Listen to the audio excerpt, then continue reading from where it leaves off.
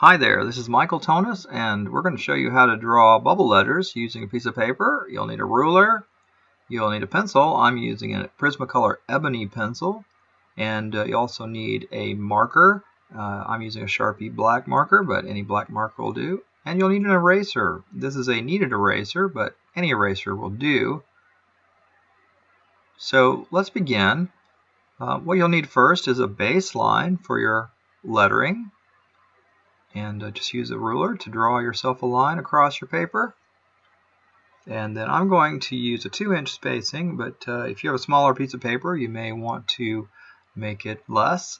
2 inches is a good place to start. And then draw the top line. There you go. Now that we have a place for our letters, let's find where we want our center to be. And since we're drawing the word love, we know it has 4 letters, L-O-V-E. So we're going to put that O right in here, and the V right about there, and the E. We're leaving plenty of space between our letters because we're going to make bubble letters, and they're going to get bigger as we make them into bubbles. And the L.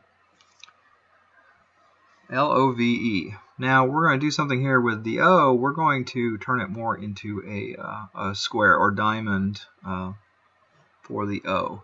And you'll see how these stick letters help us to make the bubble letters as we draw ovals around each stick. Now at any time, feel free to pause this video and catch up. But we're just going to move through each step. And here, just sketch ovals around each stick.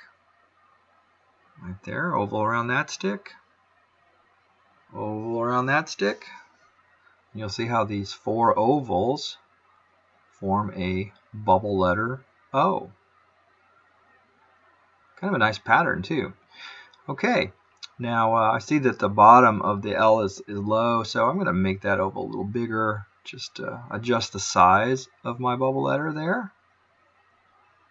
And art is a constant process of corrections, so at some point you just finally say, I'm done fixing it, and I'm going to call it finished. So here's the V, again, just 2 big ovals, and the E.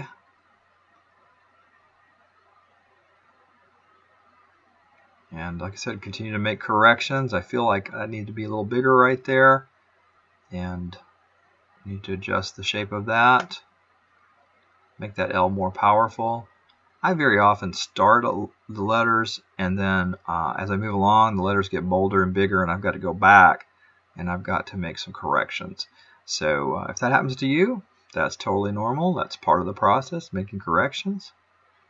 So let me show you how. So that E got too big there, so I'm going to come in and make this part of the bubble letter smaller. And to compensate, I might make this a little taller here. Just like that.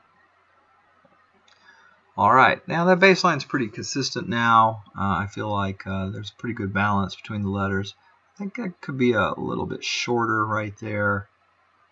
Might add balance to the letters. So we don't want that to be much wider than that. So again, the widths need to be fairly consistent from letter to letter. The angle on that could be corrected a little bit. So I never draw things perfectly the first time. It's a matter of sketching and correcting for me. So this is basically what we're going to get. We're going to kind of outline there, make some corrections. And here we can use these connecting points between the bubbles to put a little bump in the letters. And I really like the insides of these right here. Now the V and the O are kind of overlapping each other, and we're going to have to make a decision when we ink this in what happens right there. Let's see. Let's go ahead and decide now that the L is going to overlap the O, and the O is going to overlap the V, and the V will overlap the E.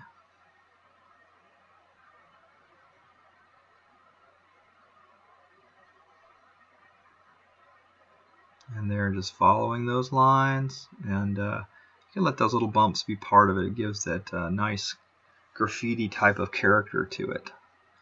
Alright, there's the basic drawing. We're going to ink this, but now that I'm thinking about it, before we ink it, let's go ahead and use the kneaded eraser gently to just lighten up some of these pencil lines.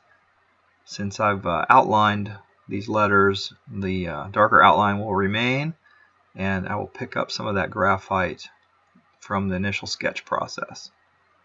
Paintbrush is a good tool to clean off the eraser garbage. It keeps you from getting grease on the paper and smearing it with your hand. Alright, now let's go ahead and use these lines as a guide for the inking.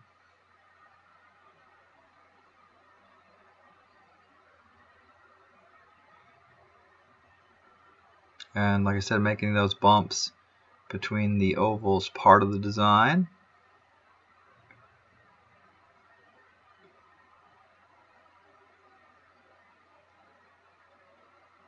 Just slowly work your way around these long curves. And you may find that you can do them with your wrist, or with the longer curves you need to lock your wrist and just move your whole arm. Now these here, we can just use our fingers to cut these curves.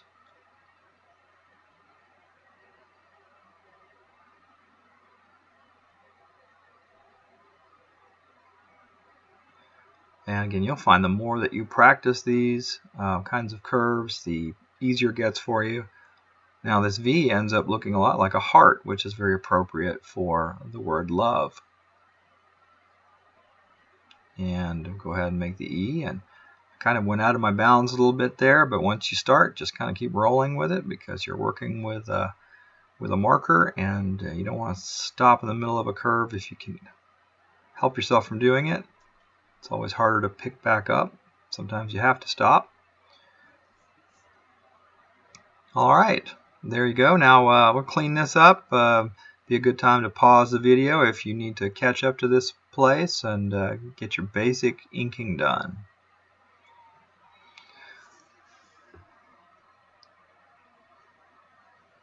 So dust that off with a paintbrush, and we'll move on to the next phase. Okay, now I'm thinking that once we get this all cleaned up, we will use the pencil to do some shading on the letters that will give the letters some shape. And the way we're going to start that is for this little reflection effect down here.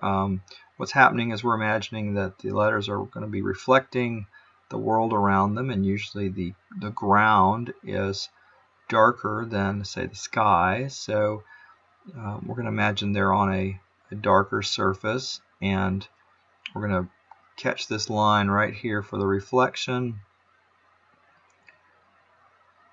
And so that's the first part of the effect. Now we can enhance that by coming in and shading what would be the underside of this, mostly if the underside and the right shaded if the light were coming from the upper left, and we could imagine this were bubbly or round. So you can see how that starts to give the letter some form, as if it were bulging out at us or if it were rounded.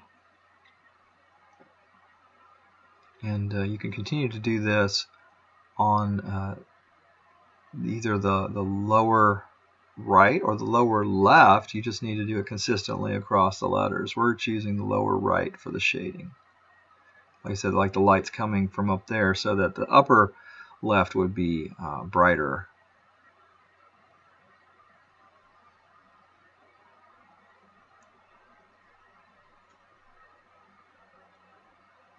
There, something like that.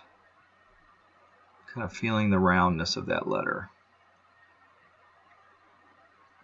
And there's going to be a little bit of a shading right in here where these letters are pressing into each other or overlapping each other.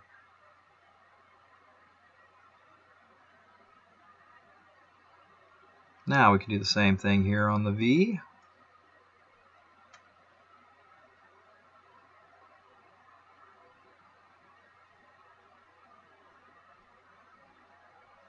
And I start with light pressure, and then I come back over the part that I've done with additional pressure as needed. to get that effect here of a sort of a slow change in the shade.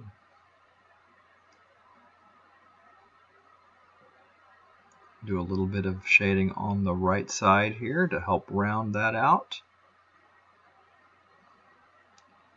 A little work on the bottom here. And you've got to work with it, and as you do your own drawing, it won't be exactly like this, but the idea again is to give a feeling of roundness to it. If you look at a round object, like an egg, it's a good one to look at. You can see how the light highlights the top part of the egg, and it gets dark towards the bottom. And that's presuming the light's coming from above, of course. So a little bit right there. Yeah, just a little bit right there. And where these two are close to each other, we're going to have a little bit of shading right there.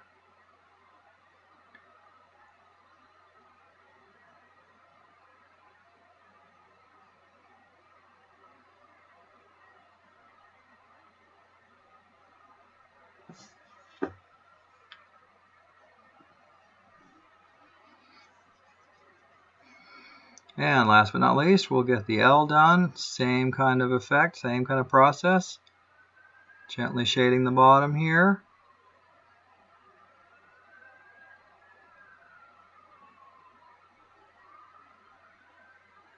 And now on the right side of this upper part, we want to get a little shading done in there.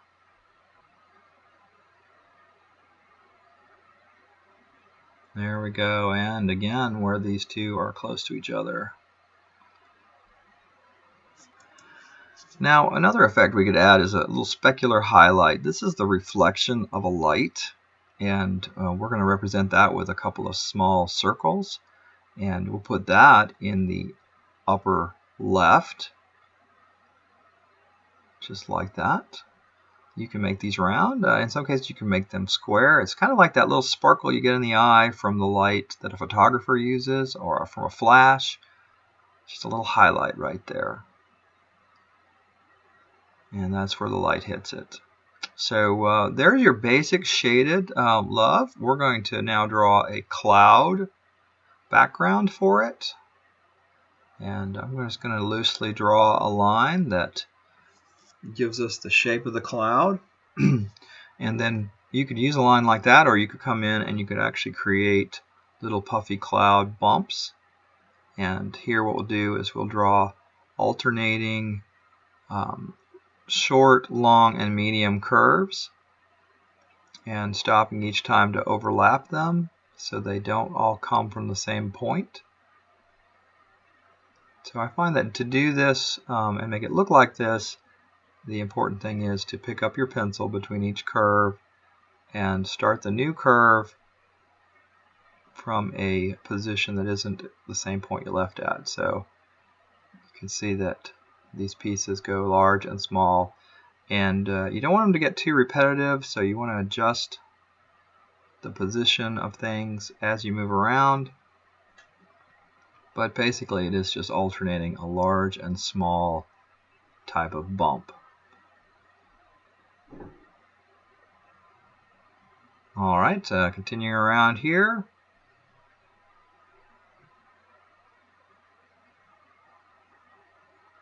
I sometimes find drawing them upside down is harder than drawing them right side up. You could definitely get around that by turning your paper upside down, and in my case I just want to keep it right side up for you so it's easy to see, and we don't spin it around too much. So we're now moving back towards where we've got to join up with the previous part, so pay attention to this little last gap. You don't want to miss that connection. We'll find a way to bring those together. So there's a pretty little cloud, and what we can do here now is we can give that a little bit of shading after we erase some of our light guide that we created. I'm just going to dab that out of there with the kneaded eraser. And my hand is covering that eraser right now, but I'm just holding a little part of that eraser in there and working that with my fingertips.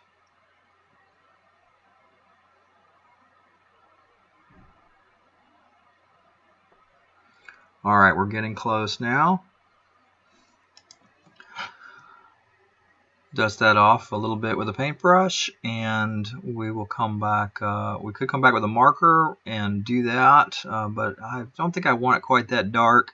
So I'm just going to come in with the pencil and do a little bit of shading here at the bottom of these little bumps to give this cloud some dimension. And this is a lot like what we did on the letters. I'm just not being quite as specific about it, keeping it a little softer. And just flowing in here on the bottoms of these. So the whole cloud effect is really optional. I just want to show you how you can do a cloud background.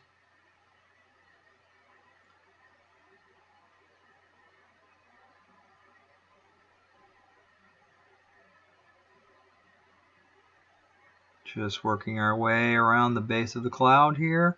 And now as we go up the sides, we just want to try to keep our shading to the right. Some of them won't get much shading. These on top, we can just put a little bit on the ones that seem to lean a little more towards the right.